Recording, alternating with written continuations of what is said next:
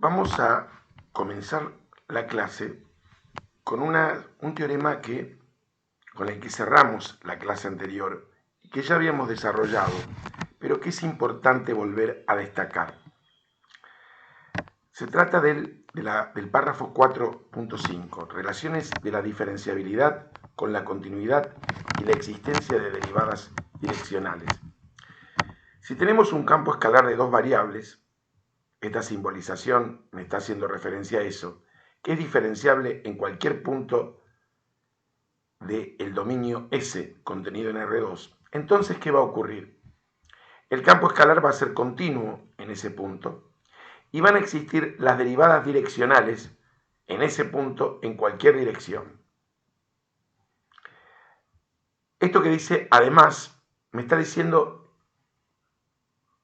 el vector dirección de la derivada direccional, que es A1 por I más A2 por J, tiene como formato cada componente a sub I, es la respectiva derivada parcial del campo escalar respecto de cada una de las variables. El misterioso vector A de la diferenciabilidad o punto A de la diferenciabilidad en una variable. Misterioso vector A en dos variables, punto A en una variable. El teorema es clave porque ya nos está dando una conexión de la diferenciabilidad con dos cuestiones fundamentales: la continuidad y la existencia de derivadas direccionales. Entonces, diferenciable implica continuo y diferenciable implica la existencia de derivadas direccionales en cualquier dirección.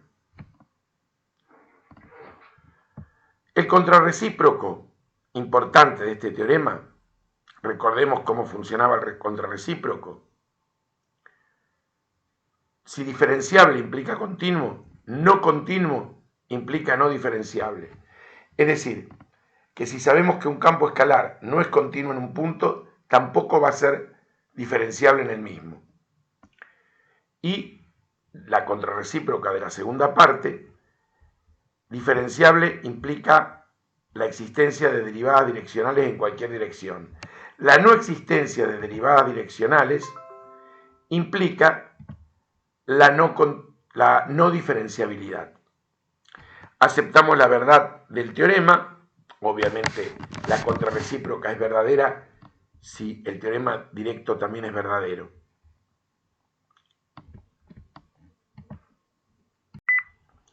Vamos a analizar detenidamente la cuestión del significado del vector A. Ese vector que es el vector dirección a partir de que en la segunda parte del teorema me dice que si el campo escalar es diferenciable, van a existir las derivadas direccionales en cualquier dirección.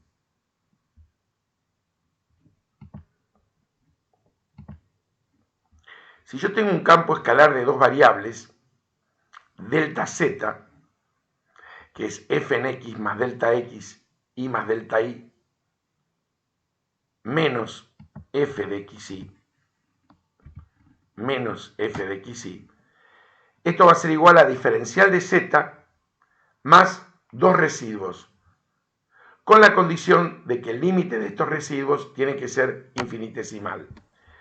Del diferencial z, que es la diferencial total, no es otra cosa que la derivada de f respecto de x por diferencial x o h, más la derivada de f respecto de y por diferencial y o k. Si nos atenemos a la definición de diferenciable, un campo escalar va a ser diferenciable si existe un vector A de R2 tal que paso este al otro miembro, f de xy, f en x más delta x, y más delta y, va a ser igual a f en xy más delta z, acá está el detalle, más los dos residuos, con la condición que los residuos cuando delta x y delta y tienden a 0, se hacen infinitesimales.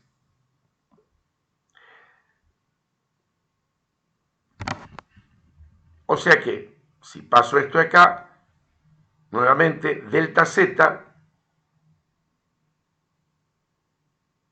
¿a qué es igual? Esto lo puedo pensar como el resultado de la generación de un producto escalar, es decir, de un vector cuyas componentes escalares son estas dos, escalar HK. Es decir, que el vector A, que en una variable era la derivada de la función en el punto, que multiplicada por el incremento me genera el diferencial, acá es lo mismo, pero en realidad no puedo hablar de una derivada, porque estamos con un campo escalar de dos variables. Ese vector A es un vector cuyas componentes escalares son las respectivas derivadas parciales del campo escalar. Y el segundo vector son los incrementos respectivamente de la variable x y la variable y. HK o delta x, delta y, o si consideramos la aproximación, diferencial x, diferencial y. Más los residuos. Acá está la definición de diferenciable más genérica. Delta z, escribo x con palito, xy, más hk menos f de x, es igual a escalar h más el residuo por el módulo de h, siempre que el límite del residuo sea infinitesimal. Vamos a ver en breve que este vector recibe un nombre muy particular. Observaciones.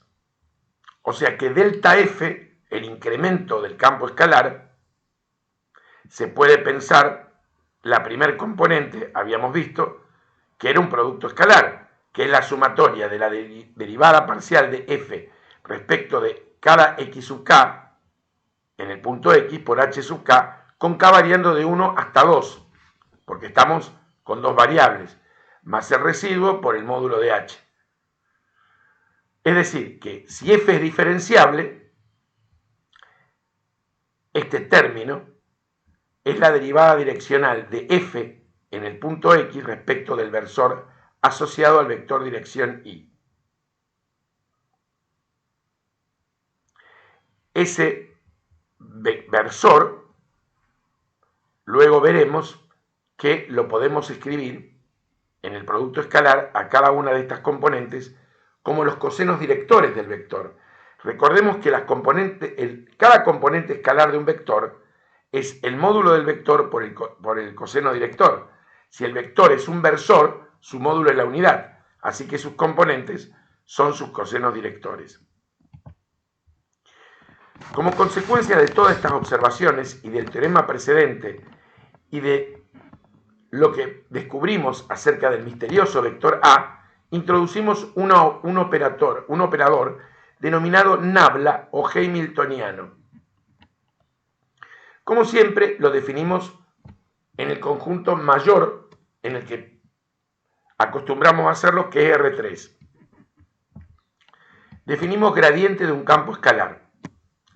Dado un campo escalar de tres variables, con derivadas parciales primeras en todo punto de S, se llama gradiente de f y se lo simboliza de esta manera, es decir, la nabla con la f y una flechita arriba, ya que ahora se convirtió en un campo vectorial, es decir, una función con dominio en un subconjunto de vectores, en este caso de R3, y recorrido también. ¿Y cómo se caracteriza este campo vectorial? Se caracteriza como un vector, porque la imagen es un vector, cuyas componentes respectivamente son las derivadas parciales del campo escalar. Primera componente, derivada de f respecto de x por y, más derivada de f respecto de y por j, más derivada de f respecto de z por k. Si lo escribo, que es lo usual, al vector en componentes escalares va a ser un vector cuyas componentes escalares son respectivamente las derivadas parciales del campo escalar.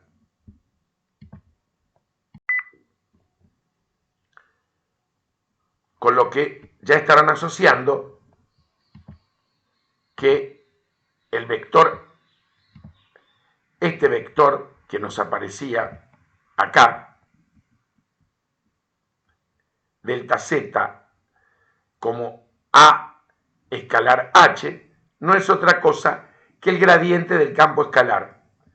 Acá el gradiente de un campo escalar de dos variables.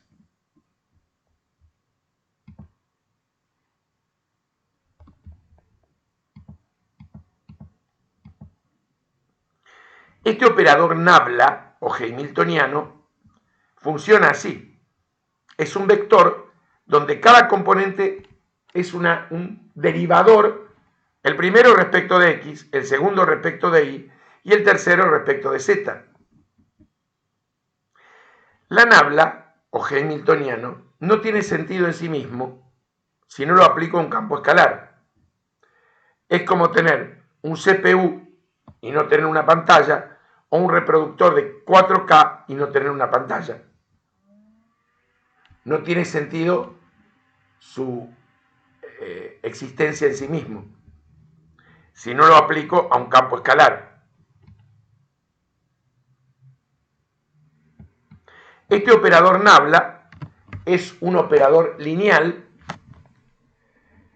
y como operador lineal satisface las denominadas propiedades de linealidad, que es una combinación de las propiedades aditiva y homogénea. Caso particular aditiva, el gradiente de f más menos g es igual al gradiente de f más menos el gradiente de g. Homogénea, el gradiente de un escalar no nulo por f es el escalar no nulo por el gradiente de f. La combinación, si tengo una combinación lineal de alfa por f más beta por g, esto es alfa por el gradiente de f más beta por el gradiente de g. Eso se llama propiedad de linealidad. Todo operador lo satisface. ¿Qué operadores conocemos? El operador sumatoria, el operador derivación, el operador límite, el operador integral, tanto indefinida como definida. Ejemplo de gradiente para dos variables. Si yo tengo z igual a f de xy, veamos, un momento. Veamos el ejemplo más detallado en el procesador matemático de texto. Si z es igual a f de xy igual a x a la quinta más y, el gradiente de f de xy es un vector cuyas componentes escalares son respectivamente las derivadas parciales del campo escalar. O sea que la primera componente es 5x a la cuarta, porque la derivada parcial de f respecto de x es 5x a la cuarta más 0. Si yo derivo este campo escalar respecto de y, la primera componente, su derivada es 0 más 1. Si particularmente lo evalúo en un punto, por ejemplo, en menos 2, 4, esto me va a quedar menos 2 elevado a la cuarta por 5, que es 80, ¿sí? Y la segunda componente sigue siendo 1, ya que resultó un campo escalar constante. De manera que la imagen del gradiente en el punto menos 2, 4 es el vector de dos componentes o del plano cuyas componentes escalares son 81 o, en su descomposición canónica, 80i más j. No hay nada nuevo en todo esto, simplemente el formato y la presentación de esta estructura. El gradiente, que es la aplicación del operador nabla al campo escalar. ¿Qué propiedades tiene el gradiente? Bueno, ya vimos que es un operador, por ende satisface la linealidad. Y extendemos generosamente las propiedades que conocemos de la derivación en una variable. Si el gradiente de un campo escalar es nulo, es porque el campo escalar es constante. El gradiente de un producto es el gradiente del primer campo escalar por el segundo campo escalar sin aplicarle el gradiente, más el primer campo escalar sin aplicarle el gradiente por el gradiente del segundo campo escalar. Gradiente de un cociente es un cociente del numerador, es el gradiente de f por g menos f por el gradiente de g sobre g cuadrado, con g distinto de 0. Aceptamos la verdad de estas proposiciones como una extensión de una variable. Volvemos a reescribir como observación lo que se había planteado como consecuencia del teorema 4.8 y podemos escribir que si f es diferenciable en x, delta f es igual al gradiente de f en x escalar a h más el residuo por el módulo de h. Si f es diferenciable en x, puedo escribir la derivada direccional f' en x respecto del versor y sub 0 como el gradiente de f en x escalar y sub 0.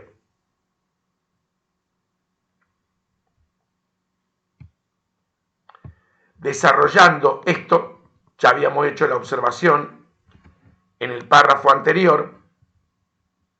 Recuerden que el versor asociado a un vector es el vector sobre el módulo, es decir, cada componente del vector sobre el módulo del mismo.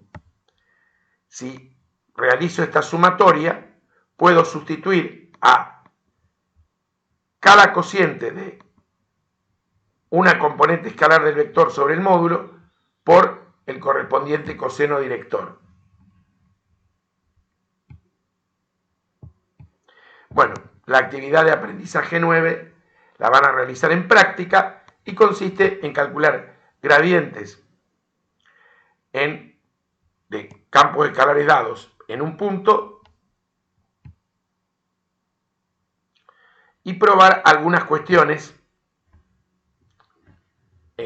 con la excusa de utilizar el gradiente de diferentes campos escalares.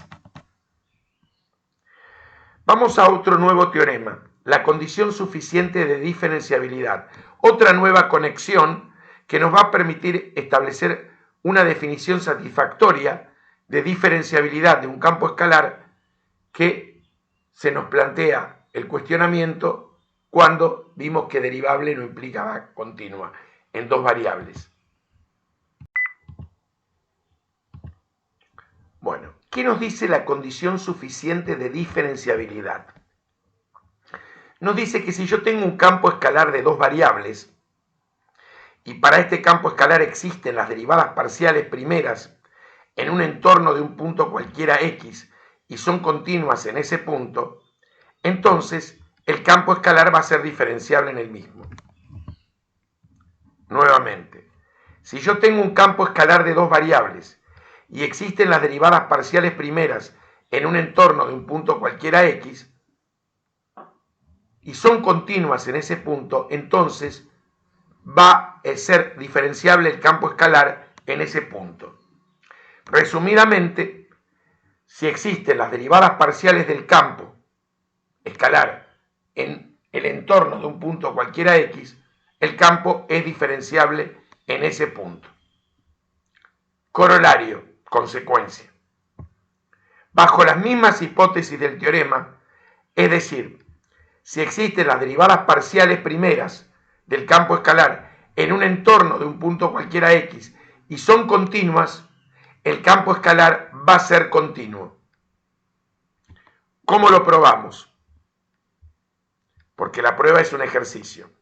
Recapitulemos brevemente. Recordemos el teorema con el que empezamos la clase de hoy. Diferenciabilidad implica continuidad. Segunda parte, diferenciabilidad implica la existencia de derivada direccional en cualquier dirección. Teorema 4.8. Existencia y continuidad de derivadas parciales implica la diferenciabilidad. Corolario. Existencia y continuidad de derivadas parciales implica la continuidad. Iguales hipótesis. ¿Cómo lo probamos?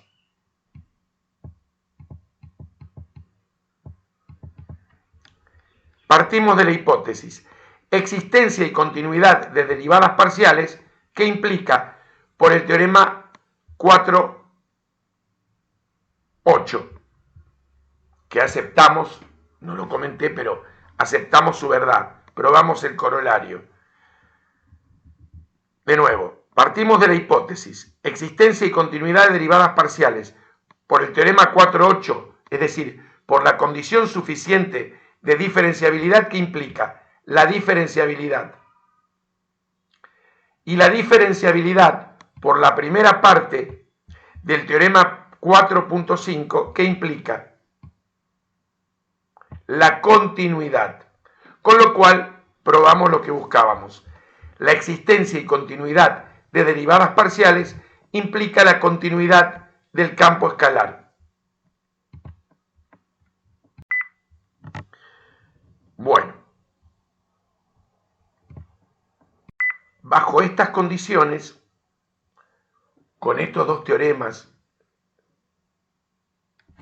respectivamente el 4.5 con su corolario, que sería el contrarrecíproco, y con el corolario del 4.8, podemos establecer una definición definitiva de diferenciabilidad. El gráfico este nos muestra la interpretación geométrica de la aproximación lineal, que en un entorno del punto x0 y 0, el campo escalar se aproxima, o mejor dicho, el plano tangente se aproxima linealmente al campo escalar.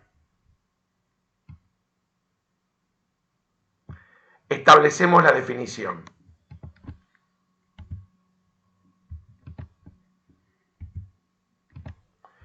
Si yo tengo un campo escalar de dos variables, es decir, S contenido en R2 abierto y x0 y 0 un punto de S, el campo que va aplicado de este conjunto en R diferenciable en el punto, es decir, el campo escalar va a ser diferenciable si, primero, existen las derivadas parciales en el punto.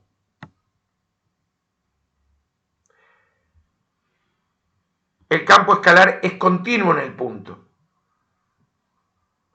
Y existen dos funciones E1, E2 que satisfacen esta proposición. Es decir, la función se puede pensar como f en el punto más la derivada parcial de f respecto de x en el punto por delta x más la derivada parcial de f en el punto por delta y más los dos residuos que van a ser infinitesimales cuando delta x y delta y tiendan respectivamente al origen. Recuerden que si pasamos esto al otro miembro es el delta f y esto es el gradiente de f escalar, el incremento o respectivamente el versor, es decir, esto es la derivada direccional. Fíjense cómo está expresado lo del campo escalar. El campo es diferenciable si existen las derivadas parciales, condición suficiente de diferenciabilidad, si es continua, el teorema 4.5, diferenciable implica continuo, ocurre Q si ocurre P. Es decir, si yo tengo P implica Q y la condición es suficiente, ocurre la existencia de derivadas, el campo escalar es diferenciable si existen las derivadas parciales. Recuerden que el teorema era, existen las derivadas parciales en un entorno del punto, entonces es diferenciable. Q si P. Diferenciable implica continuo. Es continuo si es diferenciable. Y finalmente existen las dos funciones residuo que son infinitesimales, de manera que satisfacen que delta f es igual a diferencial de f más eso que le falta al campo escalar, o mejor dicho, al plano tangente, para llegar a ser igual al campo escalar. Con lo cual podemos satisfacer lo que nos planteamos al principio de todo este estudio sobre la diferenciabilidad, donde nos encontramos que ya derivabilidad no implica continuidad para campos escalares.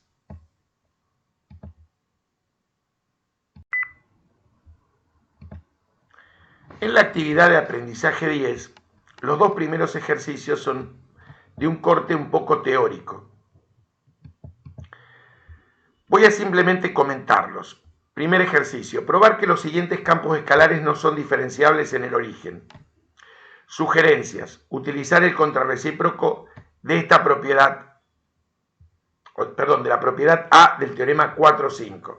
¿Qué nos decía ese contrarrecíproco? Recordemos que el teorema, ¿qué decía? Que diferenciable implica continuo. El contrarrecíproco, si no es continuo, implica que no es diferenciable. Por lo tanto, para poder realizar este ejercicio, para poder probar que estos campos escalares no son diferenciables en el origen, deberemos probar que no son continuos. Para ello podemos utilizar la extensión de límites radiales.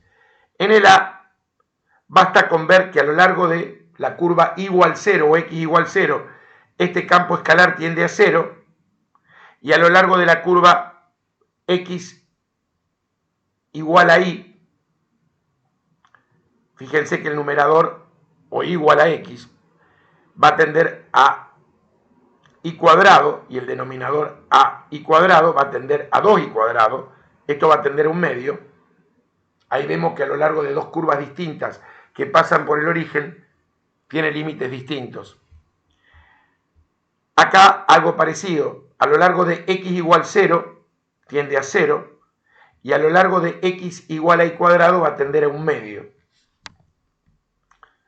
Ahí probaríamos que no son continuos, por lo tanto, establecemos la no diferenciabilidad en el origen. En el ejercicio 2 hay que probar que los siguientes campos escalares son diferenciables en el origen. En definitiva, esa sugerencia de utilizar el teorema 4.8 es verificar para cada uno de estos campos escalares. Veamos. Tomé el ítem A. Si tengo esta función, realizo las derivadas parciales. Derivada parcial de f respecto de x es 3x cuadrado menos 2y, y respecto de y es menos 2x. Ambas expresiones, ambas leyes, son continuas en todo R2, en particular en el origen. Si las derivadas parciales son continuas en el origen, por la condición suficiente de diferenciabilidad, el campo escalar es diferenciable en el origen. Recuerden que tenían que existir las derivadas parciales en un entorno del origen y ser continuas para establecer la diferenciabilidad en el punto. Vamos ahora a la regla de la cadena para campos escalares, es decir, a la composición de un campo vectorial con un campo escalar, que es un caso particular. Pero primero vamos a establecer con campos vectoriales, en realidad el caso particular, que son las parametrizaciones, vamos a estudiar unas cuestiones que extendemos de límite, continuidad y derivación de una variable. Consideremos dos campos vectoriales, alfa y beta, que van aplicados de S en R3 con S contenido en reales. De manera que alfa de t es igual a f de t por i más g de t por j más h de t por k, y beta de t es r de t por i más s de t por j más u de t por k. El límite de alfa de t, ¿cómo lo calculamos? Realizando el límite de cada una de las componentes del vector, porque la imagen de este campo vectorial, que es una parametrización, es un vector. El límite de la suma o diferencia de ambos es la suma o diferencia de los límites. Perdón. El límite del producto escalar es el producto escalar de los límites. El límite de una constante no nula por un campo, por el campo, por ejemplo, alfa, es k por el límite del mismo. Un campo vectorial va a ser continuo en un punto si es continuo en cada una de sus componentes, es decir, si el límite de f de t cuando t tiende a A es igual a f de A, el límite de g de t cuando t tiende a A es igual a g de A, y el límite de h de t cuando t tiende a A es igual a h de A. Derivación.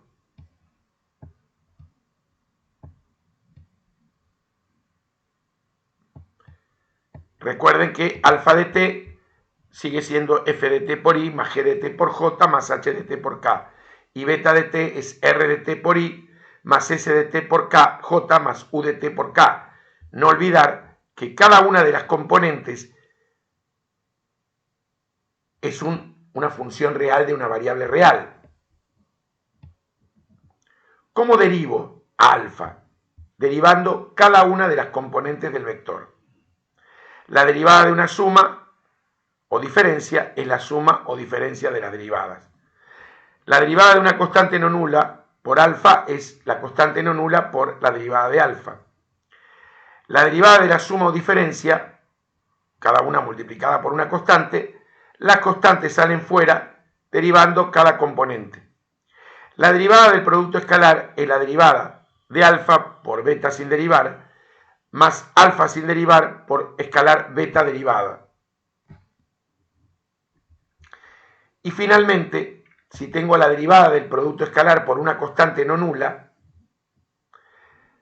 ¿recuerdan la propiedad de la asociatividad mixta de un producto escalar?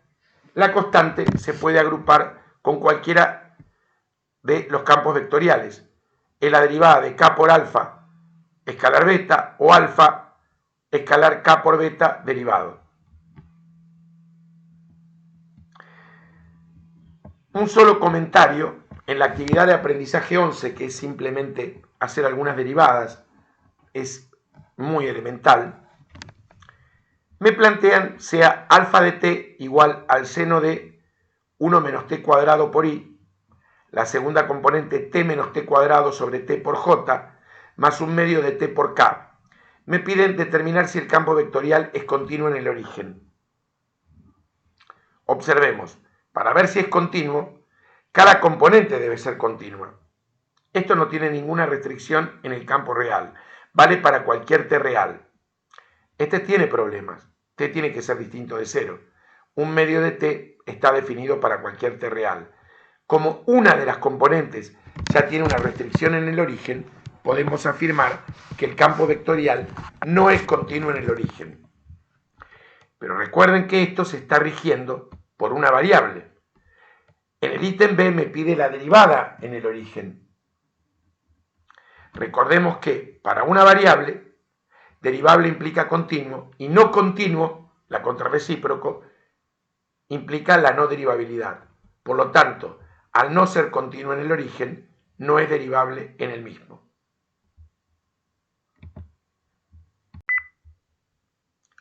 Bueno, ahora vamos al teorema de la regla de la cadena. Pero antes, como sugiere acá, vamos a recordar lo que ocurre en una variable. La regla de la cadena en una variable, si yo tengo h de x igual a f cerito g, que es f de g de x, su derivada es h', la derivada de h, es igual a f' en g de x, es decir, derivo la función abarcativa manteniendo lo que está dentro de la misma por la derivada de g. Ejemplo, h de x igual al seno de la tangente de x cuadrado. ¿Su derivada qué es? ¿Cuál es la función que abarca todo, el seno, coseno de la tangente de x cuadrado. Luego sigue la cadena, derivo tangente, secante cuadrado, mantengo x cuadrado. Finalmente derivo lo que tengo acá adentro, por 2x.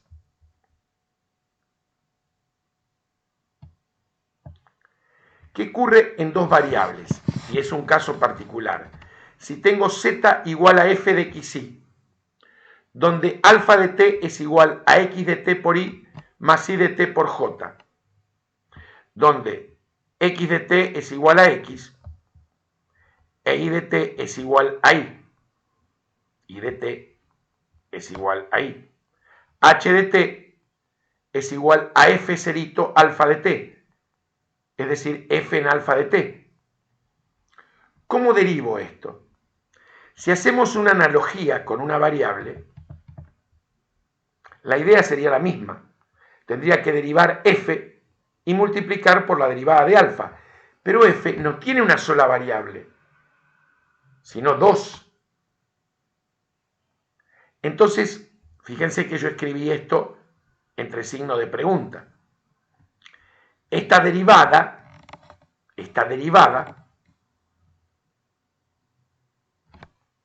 van a ser dos derivadas parciales. Pero ¿cómo lo voy a expresar esto? Como el gradiente de f en alfa de t, fíjense la analogía, ya no puedo hablar de una sola derivada. Escalar, porque ya generé un vector, la derivada de alfa. La derivada de alfa es otro vector, porque ¿qué es la derivada de este caso particular de campo vectorial? Es la derivada respectivamente de cada componente. Entonces, entre sí, dos vectores no los puedo multiplicar como un número real, los multiplico escalarmente. Si realizo este producto escalar, ¿cómo pensamos a esta regla de la cadena? Que en la formalidad esto se puede obviar e ir directamente a esto. Es la derivada de f respecto de x por la derivada de x respecto de t,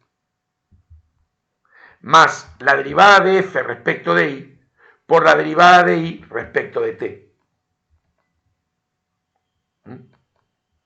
Que en definitiva, fíjense que las componentes de este campo vectorial, de este gradiente, son la derivada parcial de f respecto de x, derivada parcial de f respecto de y las de este son respectivamente las derivadas de x respecto de t e y respecto de t. En una primera instancia, la primera actividad de aprendizaje plantea que yo pueda directamente hacer la composición. Me queda la derivada en una variable y es muy simple. Pero la cuestión se complejiza más porque van a ver que luego no vamos a conocer quién es el campo escalar. Si se conoce es muy simple, hago la composición. De hecho, de esto nos vamos a ocupar toda la semana próxima en el teórico práctico conmigo. Nada más que regla de la cadena. Vamos a ver un ejemplo de lo que acabo de decir. Si yo tengo z igual a f de xy, igual a x a la cuarta más y alfa de t viene dada por t menos 1 por y más 1 menos t por j, h de t igual a f en alfa de t, es f en t menos 1, que es x, 1 menos t, y. Sustituyo. Donde tengo x, sustituyo por t menos 1. Me queda t menos 1 a la cuarta. Y donde está y, por 1 menos t. Se me convirtió en ¿qué? En una h dependiente de t. ¿Y su derivada cuál es?